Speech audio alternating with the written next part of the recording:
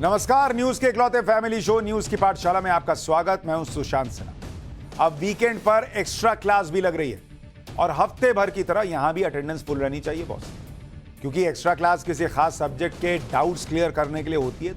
तो आज की क्लास है हिंदुत्व की लाइन पर खुला खेलने वाले बीजेपी के त्रिदेव।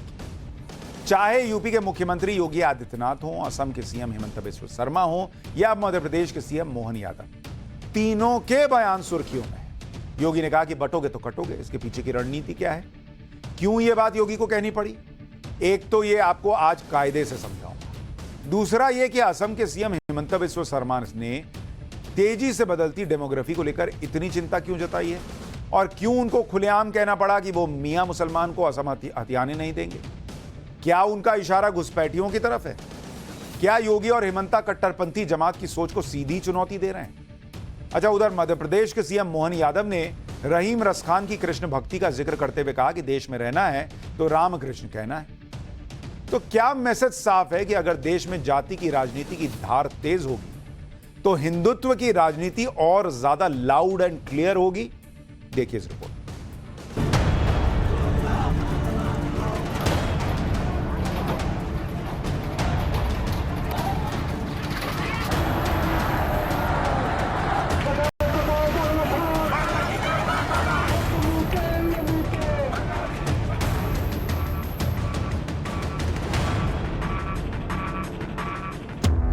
करोड़ हिंदू किस तरीके से बांग्लादेश के अंदर आज चिल्ला चिल्ला करके अपने आप को, अपनी अस्मिता को बचाने के लिए गुहार लगा रहे हैं, और दुनिया के मुंह सिले हुए कथित सेकुलरिस्ट भारत के अंदर भी इनके मुंह सिले हुए, एक भी शब्द इनका नहीं निकल रहा है।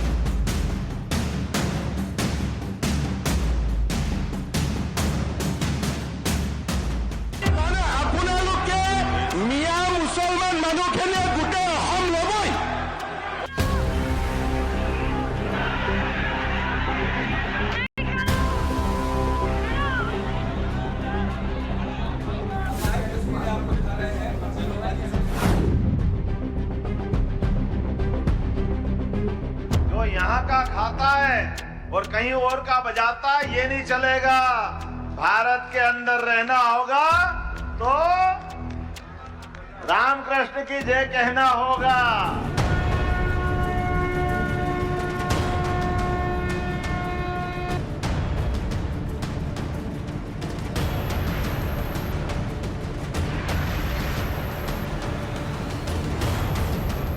नाम बताओ, नाम बताओ।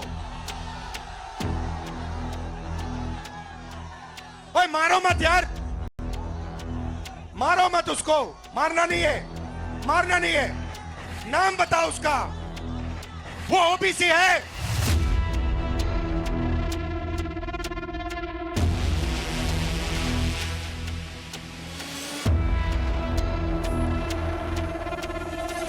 एक रहेंगे, नेक रहेंगे, सभी नेक रहेंगे, बटेंगे तो कटेंगे।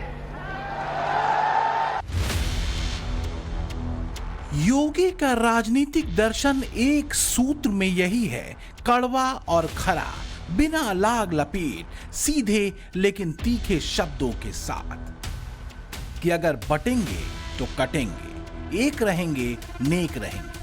हिंदुत्व की भगवा लकीर पर जो कुछ भी सदा है उसमें संदेश सीधा और खरा है, बटो मत, एकजुट रहो। उत्तर प्रदेश से लेकर मध्य प्रदेश और असम तक के मुख्यमंत्री हिंदुत्व के इसी धारा को धार दे रहे हैं। मोदी भले शांत हों पर त्रिदेव अपने अपने स्तर पर बोल रहे हैं। भले संदर्भ अलग अलग हों पर संकेतों के निहितार्थ एक हैं, सांस्कृतिक राष्ट्रवाद। चाहे असम में हिमंता बिस्वा शर्मा हो, उत्तर प्रदेश में योगी या मध्य प्रदेश में मोहन यादव, तीनों ने अलग अलग मंचों से मोदी के इसी सांस्कृतिक राष्ट्रवाद के अर्थ को कहा है। प्रखर हिंदुत्व का सूत्र है जाति नहीं बल्कि सनातन एकता पर जोर। बांग्लादेश में हिंदुओं की सुरक्षा की चिंता है, रसखान रहीम की वैचारिक धारा की प्रशंसा है, और असम में लैंड जिहाद से डेमोग्राफी बदलाव के खिलाफ यलगार है। आपने मियां मुसलमान मानुखे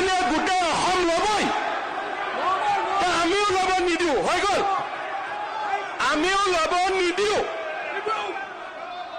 আপোনালোকে আজি হাউচত ক'লে যে আমি ল'মেই আৰু মই কৈছো আপোনালোকক আমি ল'ব নিদিও बस। लेकिन बात इतनी भर नहीं है, क्योंकि कौन क्या कहता है असम के सीएम हिमंता बिस्वा शर्मा इसकी परवाह नहीं करते। एक बात साफ है कि मुस्लिम लीग की कट्टरपंथी लाइन असम में बर्दाश्त नहीं होगी। हिमंता डंके की चोट पर फैसले ले रहे हैं, जैसे कि जुमे पर 2 घंटे की नमाज ब्रेक को लेकर लिया गया ऐतिहासिक फैसला।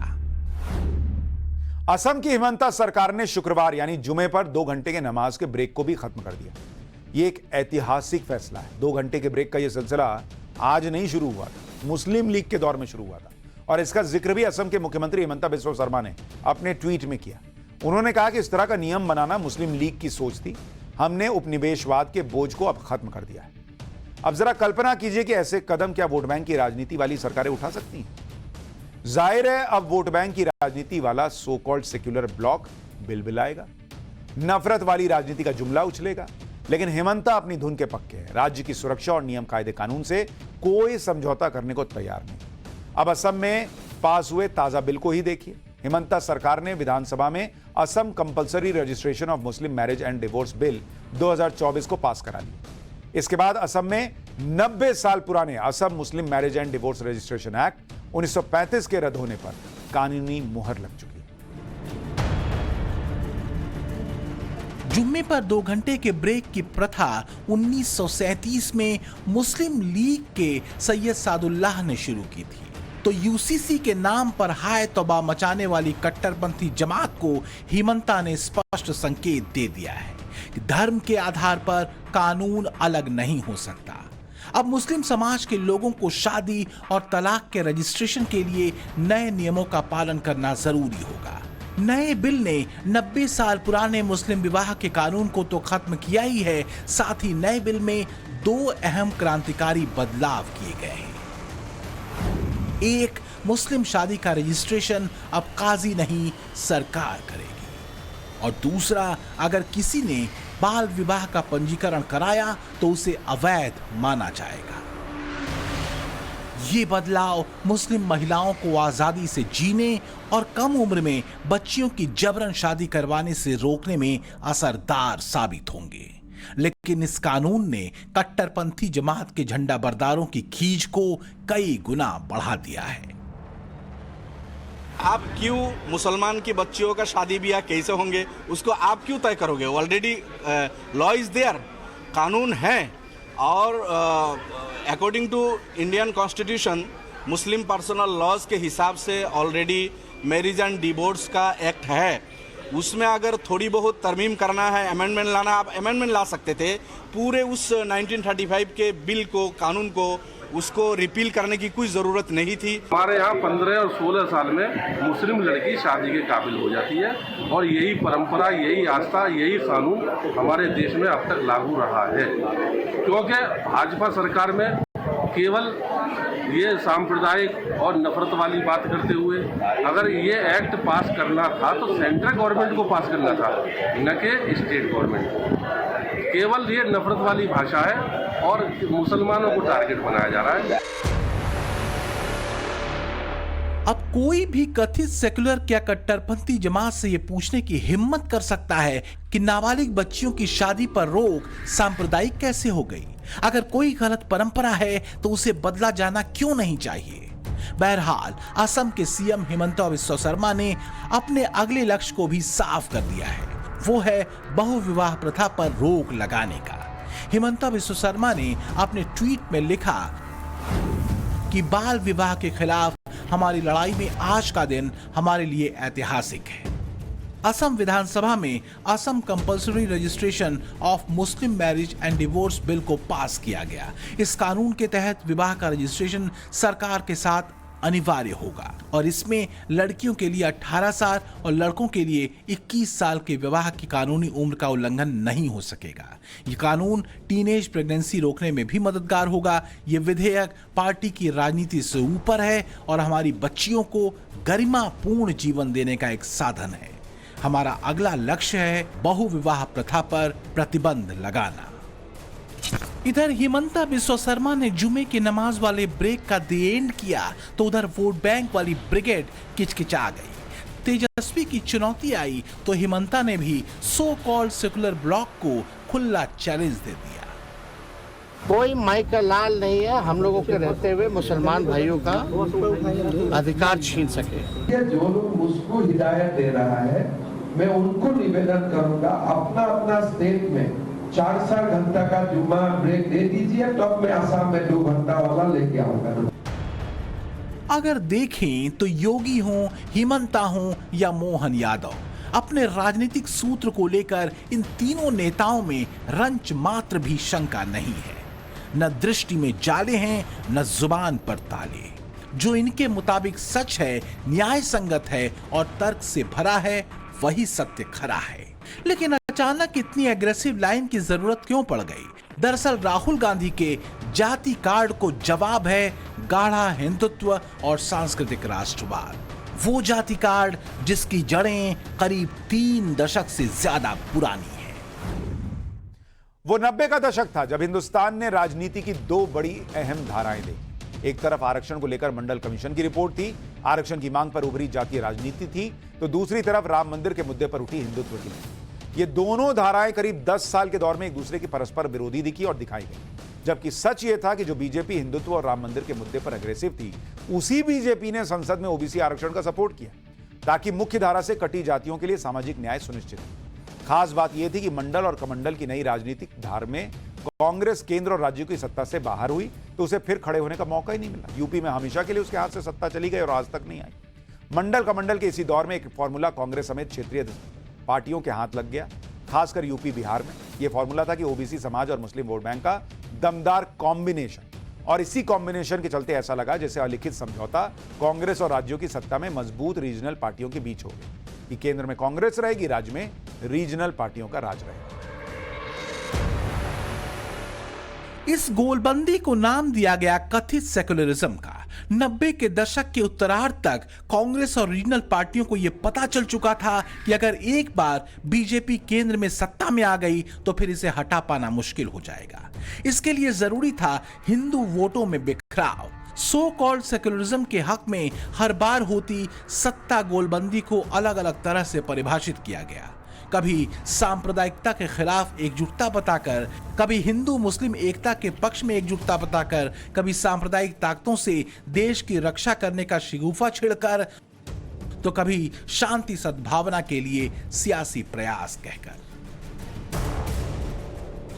तो सो कॉल्ड सेकुलरिज्म के नाम पर अपीजमेंट यानी मुस्लिम वोटों के तुष्टीकरण का फॉर्मूला हिट होता रहा और 2004 में अटल के नेतृत्व में शानदार 5 साल सरकार चलने के बाद भी बीजेपी फिर सत्ता से बाहर हो गई।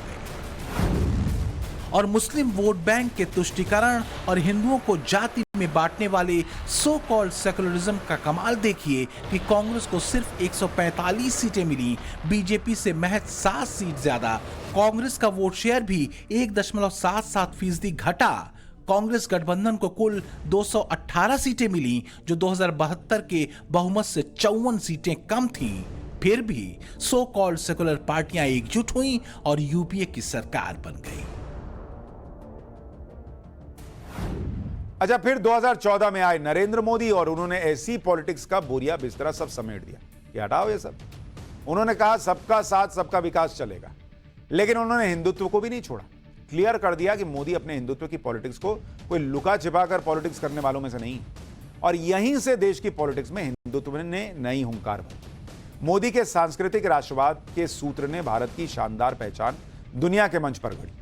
2014 और 19 में यानी 2 टर्म में कांग्रेस को इतनी सीटें भी नहीं मिली कि उसका कोई नेता प्रतिपक्ष बन पाता, लेकिन 2024 के चुनावों में जातीय जनगणना की धुरी पर कांग्रेस ने फिर से मंडल पॉलिटिक्स को कसने की कोशिश की। राहुल गांधी जातीय भावना के उभार का तीखा फॉर्मूला लेकर मैदान में उतरे और पूरा जोर लगाने के बाद 2024 के चुनाव में कांग्रेस को 99 सीट आई। इतने में ही कांग्रेस मानने लग गई कि हिंदुत्व की लाइन पर जाति वाला कार्ड सटीक बैठ गया है। पर क्या वाकई ऐसा है? मैं नरेंद्र दामोदर इसमें कोई शक नहीं कि 24 की चुनावी जंग में बीजेपी अपने तय लक्ष्य हासिल नहीं कर सकी, लेकिन हिंदुत्व का उसका एजेंडा कारगर साबित नहीं हुआ और हिंदुत्व जातीय समीकरणों को उसके फेवर में नहीं कर सका, ये नहीं कहा जा सकता। खासकर ओबीसी वोट बैंक जो बीते 10 सालों में बीजेपी का इंटैक्ट वोट बैंक बना। 2024 के चुनाव में राष्ट्रीय स्तर पर कांग्रेस को महज 20% पिछड़ा वर्ग का वोट मिला, जबकि बीजेपी को 39% ओबीसी का वोट मिला। इसी तरह कांग्रेस को अति पिछड़ा वोटर्स का सिर्फ 18% वोट मिला, जो 2019 से महज 3% ज्यादा था, जबकि बीजेपी को इसी वर्ग का 49% वोट मिला, जो 2019 के मुकाबले 1% ज्यादा था।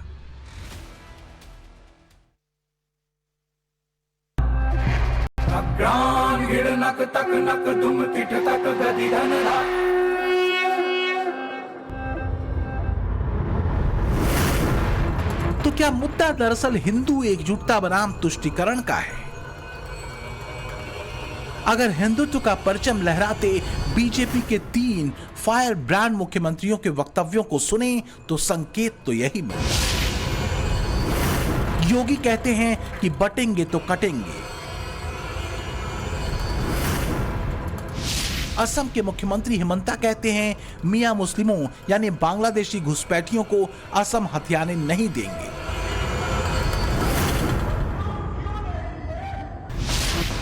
तो वहीं मध्य प्रदेश के सीएम मोहन यादव रहीम रसखान की प्रशंसा करते हैं, रामकृष्ण की भक्ति की चर्चा करते हैं।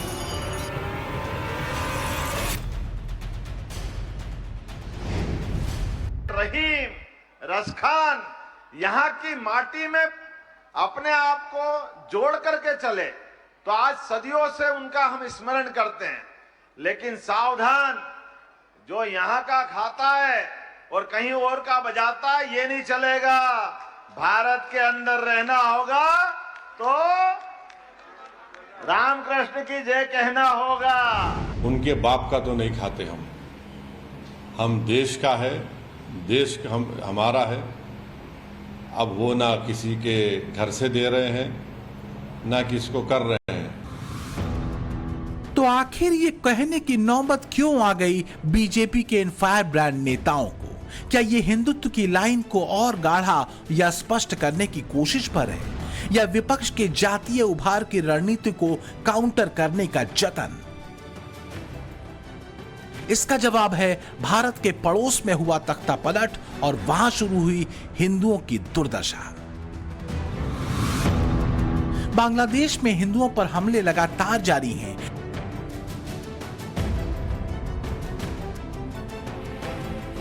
बीते दिनों अमेरिकी राष्ट्रपति जो बाइडेन से फोन पर पीएम मोदी ने बातचीत की और बांग्लादेश में हिंदुओं की सुरक्षा का मुद्दा उठाया।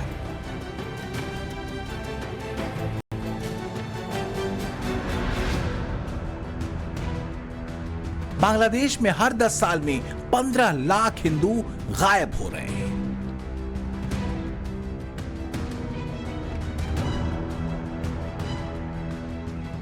डेढ़ करोड़ हिंदू किस तरीके से बांग्लादेश के अंदर आज चिल्ला चिल्ला करके अपने आप को, अपनी अस्मिता को बचाने के लिए गुहार लगा रहे हैं, और दुनिया के मुंह सिले हुए कथित सेकुलरिस्ट भारत के अंदर भी इनके मुंह सिले में एक भी शब्द इनका नहीं निकल रहा है,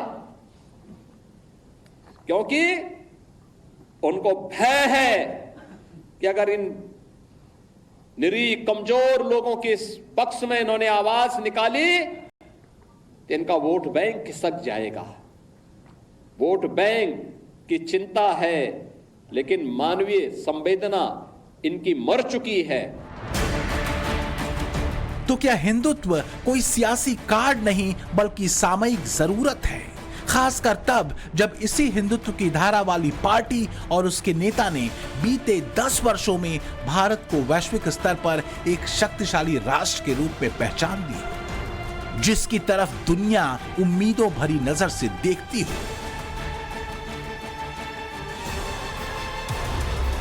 बीते 10 सालों में तुष्टीकरण और वोट बैंक वाली सियासत औंधे मुंह गिरी, और आज जब विश्व स्तर पर भारत के पड़ोस में सियासी परिदृश्य बदल रहे हों तो कहीं ऐसा तो नहीं कि कट्टरपंथी जमातों की अनदेखी भारी पड़ जाए।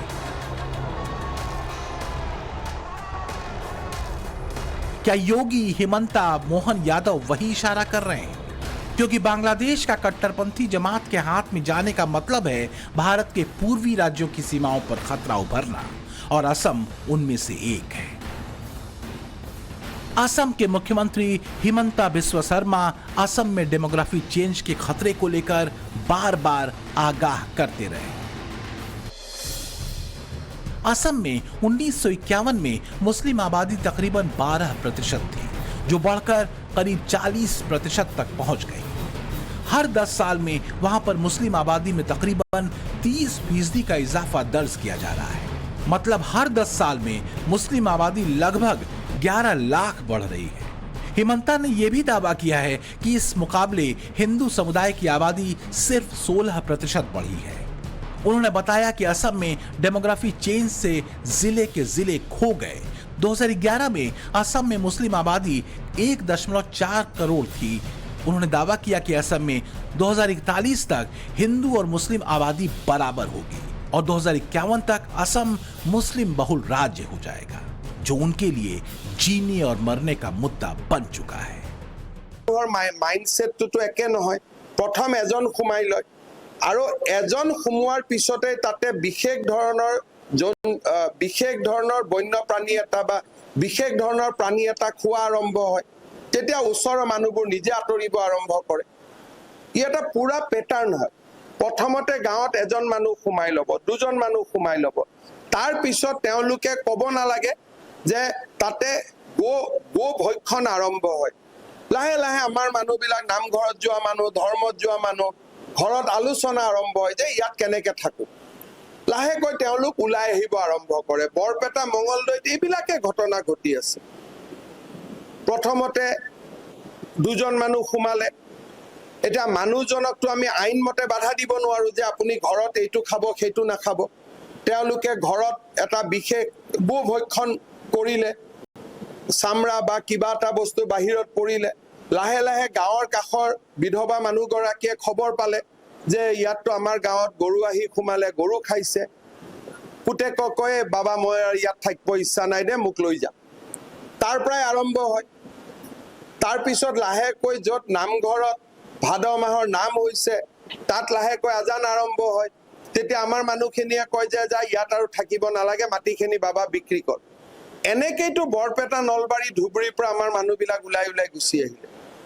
असम में बीजेपी सरकार बंगाली बोलने वाले मियां मुसलमान और असमिया भाषा बोलने वाले स्वदेशी असमिया मुस्लिम को अलग अलग मानती है। ऐसा माना जाता है कि बंगाली बोलने वाले मुस्लिम ईस्ट पाकिस्तान यानी अब के बांग्लादेश से आए और ये मूल रूप से असम के नहीं है। ऐसा माना जाता है कि धीरे धीरे इनकी संख्या असम में इतनी बढ़ गई कि अब असम की 126 में से 30 विधानसभा सीटों पर निर्णायक भूमिका में। पिछले साल ही बीजेपी सरकार ने राज्य के स्वदेशी मुसलमानों की सामाजिक आर्थिक स्थिति जानने के लिए सर्वे कराने की बात कही। असम में मुस्लिम आबादी का बढ़ना एक बड़ा मुद्दा है। आरोप लगते हैं कि बॉर्डर स्टेट होने की वजह से पड़ोसी देश से मुस्लिम असम में आते हैं और यहां बस जाते हैं। असम में मुस्लिम वोटों की राजनीति करने वाली पार्टियों ने इन्हें बड़ा वोट बैंक बना लिया है। हिमंता बिस्वा शर्मा की सरकार इसी पर फिल्टर लगाने की बात कहती है ताकि भारतीय मुसलमानों को बाहरी से अलग किया जा सके, लेकिन विपक्ष इसे बीजेपी की सांप्रदायिक राजनीति बताता है और आरोप लगाता है कि बीजेपी मुसलमानों को ही आपस में बांट रही है। बात कट्टरपंथ की नहीं है, बल्कि हिंदुत्व की लकीर पर कसी उसी राजनीति की है जो बीते 10 सालों में सबका साथ सबके विश्वास के सूत्र पर चली। लेकिन ऐसा लगता है कि विपक्ष के हिंदू को जाति में बांटो वाले दाव की प्रतिक्रिया में अब बीजेपी का फोकस हिंदू अस्मिता की तरफ शिफ्ट हो चुका है। भारत के सामने चुनौतियां दो तरफा हैं। एक तरफ इस्लामिक देश पाकिस्तान है, वहां के कट्टरपंथियों की जहरीली साजिशें हैं, तो दूसरी तरफ बांग्लादेश में तख्ता पलट के बाद उभरी जमात के असर वाली कट्टरपंथी सरकार और धार्मिक आधार पर हिंदुओं पर होते हमले। चेहरे बदले होंगे, लेकिन घटनाओं का स्वरूप उसी प्रकार का है जो 1947 में हुआ था। वही तो पाकिस्तान में आज भी हो रहा है। वही तो पूर्वी पाकिस्तान कहा जाने वाला आज का बांग्लादेश में वही तो हो रहा है। उस समय 10 लाख हिंदू एक साथ काटे गए थे, हिंदू सिख सभी थे, एक साथ काटे गए थे। और आज भी वही आगजनी, वही तोड़फोड़, वही लूटपाट, बहन और बेटियों के साथ वही अत्याचार, उसी प्रकार की त्रासदी का दृश्य आज भी हम सबके सामने है। चाहे यूपी हो या असम या फिर मध्य प्रदेश, तीनों जगहों से एक संदेश बिल्कुल साफ है कि अगर कट्टरपंथी लकीर पर समाज और सुरक्षा से खिलवाड़ किया जाएगा तो बर्दाश्त नहीं होगा। मध्य प्रदेश के छतरपुर में एक थाने पर कट्टरपंथियों के इशारे पर हुए हमले के बाद मोहन यादव सरकार ने यही संदेश दिया कि अराजकता फैलाओगे तो बुलडोजर तैयार है। सो कॉल्ड सेकुलर पार्टियों की चिंता बांग्लादेश में हिंदुओं पर हो रहे अत्याचारों पर नहीं, इसलिए नहीं क्योंकि मुद्दा 20% एक मुश्त वोट का है। हिंदू का नाम भर लेने से वोट बैंक के खिसक जाने का खतरा बड़ा है, लेकिन बीजेपी का दांव सीधा है। अगर हिंदू को जाति में बांटोगे तो हिंदुत्व वाली धार और तेज होगी।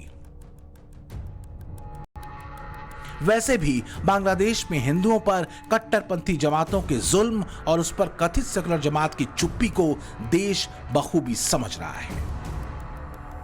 तो क्या बीजेपी के इन फायर ब्रांड त्रिदेवों ने यह साफ कर दिया है कि जाति के नाम पर अगर राजनीतिक लाभ के लिए हिंदुओं को बांटने की कोशिश होगी तो हिंदुत्व की हवा और तेज बहेगी? ब्यूरो रिपोर्ट, टाइम्स नाउ, नव भारत।